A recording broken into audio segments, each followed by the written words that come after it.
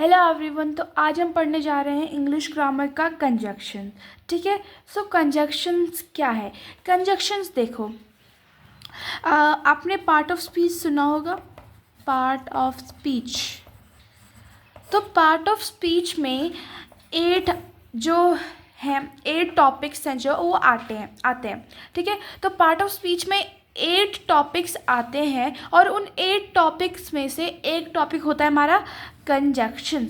एक टॉपिक हमारा कंजक्शन होता है और आज हम उसी टॉपिक को पढ़ने जा रहे हैं जो कि है कंजक्शंस। ठीक है। सो फर्स्टली हम पढ़ेंगे कि डेफिनेशन क्या है कंजक्शन की। Conjunction are joining word. आपने सुना होगा कि कंजक्शन को हम जॉइनिंग वर्ड बोलते हैं।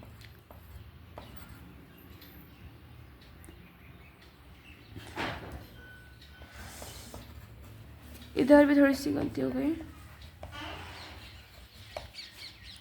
ठीक है। तो कंजक्शन को हम बोलते हैं जॉइनिंग वर्ड्स। जॉइनिंग वर्ड्स यानी कि वो क्या करते हैं, वो वर्ड्स को या फिर सेंटेंसेस को, फ्रेजेस को या फिर क्लॉजेस को ये जॉइन करने का काम यानी कि जोड़ने का काम करते हैं। किसका काम करते हैं? जोड़ने का काम करते हैं। चाहे वो सेंटेंस है, फ्रेज है, क्लॉज है या फिर वर्ड है, उसको जोड़ने का काम करते हैं हमारे कंजक्शंस। ठीक है। उसके बाद हम पढ़ते हैं टाइप्स ऑफ कंजक्शन। तो बेसिकली 3 प्रकार के कंजक्शंस होते हैं। पहला होता है कोऑर्डिनेटिंग, दूसरा होता है कोरिलेटिव और तीसरा होता है सबऑर्डिनेटिंग कंजक्शंस। ठीक है। तो ये होते हैं बेसिकली 3 प्रकार के कंजक्शंस। ठीक है। तो सबसे पहले हम पढ़ने जा रहे हैं कोऑर्डिनेटिंग कंजक्शंस के बारे में। कोऑर्डिनेटिंग कंजक्शन देखिए, it join 2 sentences, phrases and clauses. ये किसी भी 2 सेंटेंस को या फिर फ्रेज को या फिर क्लॉज को ये जॉइन करने का काम करता है। ठीक है। तो आप बोल सकते हो कि ग्रामेटिकल जो यूनिट्स है उसको भी ये जॉइन करता है। ठीक है। मतलब इन सेंटेंसेस को, फ्रेजेस को, क्लॉजेस को आप ग्रामेटिकल यूनिट्स बोल सकते हो और इसी को जॉइन करने का काम कौन करता है? हमारा कोऑर्डिनेटिंग कंजक्शंस। ठीक है। सो जो मेन चीज़ इसके बारे में ये है कि it is never use at beginning और एंड ऑफ द सेंटेंस। ये ना ही सेंटेंस के शुरुआत में, यानी कोई आपको एक सेंटेंस दिया हुआ है, एक वाक्य दिया हुआ है, ना ही तो वो उसके शुरुआत में यूज़ होता है और ना ही उसके एंड में यूज़ होता है। तो वो यूज़ होता है बीच में। तो जो कोऑर्डिनेटिंग कंजक्शंस होते हैं वो ना ही शुरुआत में ना ही एंड में यूज़ होते हैं, वो यूज़ होते हैं बीच में।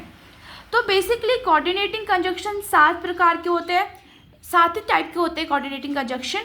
फॉर एंड नॉर, बट और येट एंड सो, ये 7 प्रकार के कोऑर्डिनेटिंग कंजक्शंस होते हैं।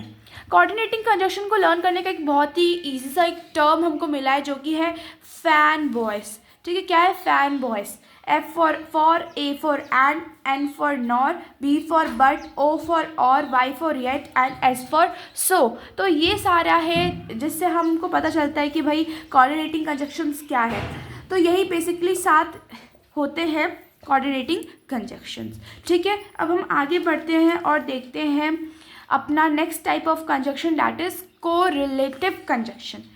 तो it also join 2 sentences, phrases and clauses. भाई ये भी 2 सेंटेंसेस को, 2 फ्रेजेस को, 2 क्लॉजेस को जॉइन करता है। फिर मेन डिफरेंस क्या है इन दोनों के बीच में?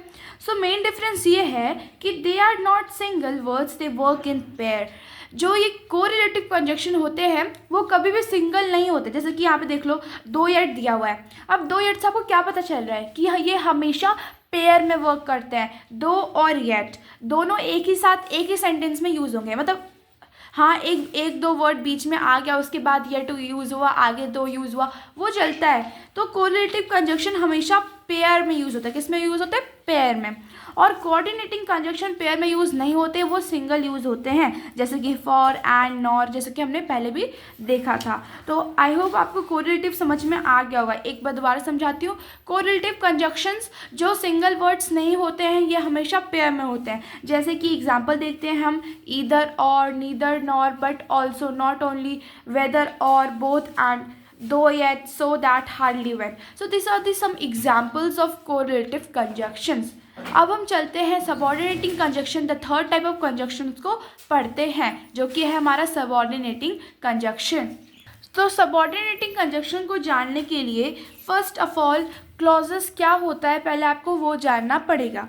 सो clauses are group of words that contain both subject and verb.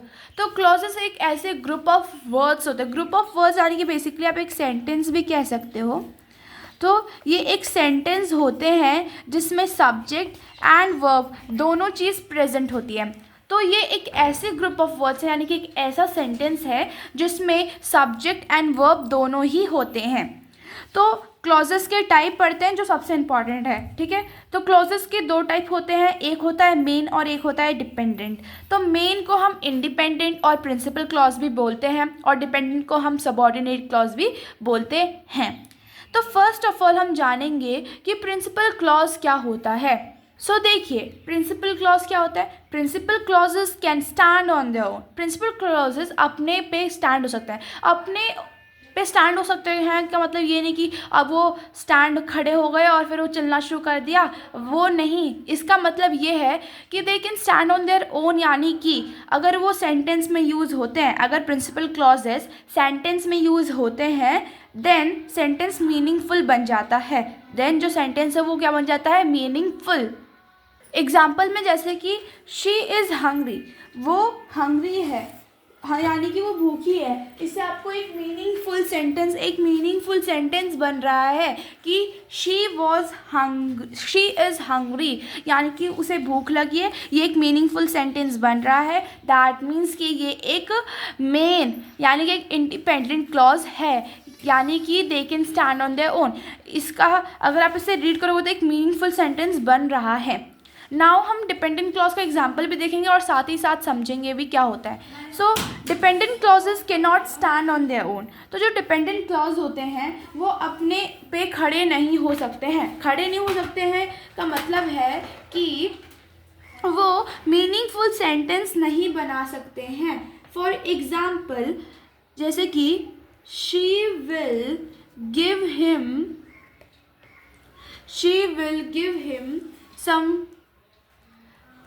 some of her food.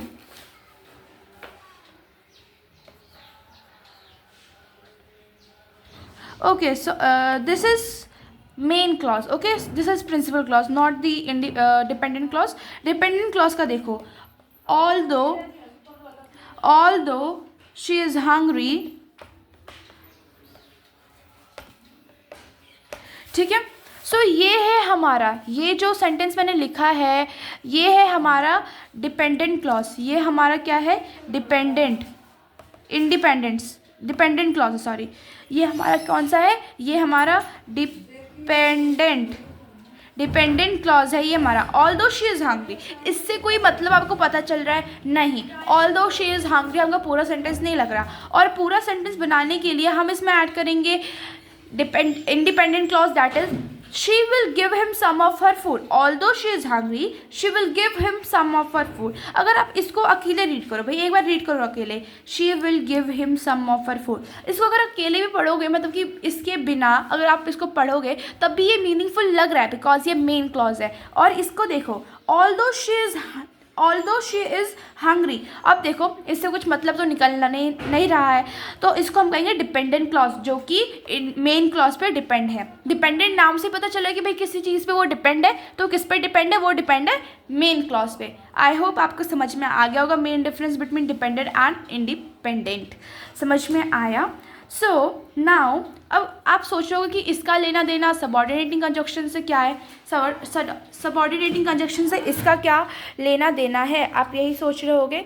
सो क्या लेना देना है वो अभी जानते हैं. देखो, subordinating conjunctions are the conjunction that join principal. यहाँ पे 2 होगा, ठीक है, यहाँ पे क्या होगा, यहाँ पे 2 होगा, 2 डिपेंडेंट क्लॉजेस. यानी कि जो सबऑर्डिनेटिंग कंजक्शंस हैं वो क्या करते हैं, वो प्रिंसिपल क्लॉजेस को डिपेंडेंट क्लॉजेस से ज्वाइन करते हैं. हाँ भाई, हमने जैसे अभी एग्जांपल देखा था, जो हमने ये वाला एग्जांपल देखा था, इसमें हमने ये देखा था कि जो ये मेन क्लॉज है, ये क्या है, ये मेन क्लॉज है. देखिए मैंने यहाँ पे एम लिख दिया और ये डिपेंडेंट क्लॉज है इसलिए मैंने यहाँ पे डी लिख दिया. तो यहाँ पे क्या बोल रहा है हमको कि प्रिंसिपल टू डिपेंडेंट क्लॉज यानी कि सबऑर्डिनेटिंग कंजक्शन जो होते हैं वही तो ज्वाइन करते हैं. तो यहाँ पे क्या है, यहाँ पे है ऑल्दो. यहाँ पे ऑल्दो हमारा एग्जाम्पल है। एक और एग्जाम्पल लेते हैं, मैं बोल रही हूँ what ever they decide, what ever they decide ये एक डिपेंडेंट क्लॉज है, ठीक है, ये एक डिपेंडेंट क्लॉज है, लेकिन क्या इससे आपको मतलब पता चल रहा है? आपको मतलब पता चल रहा है इससे?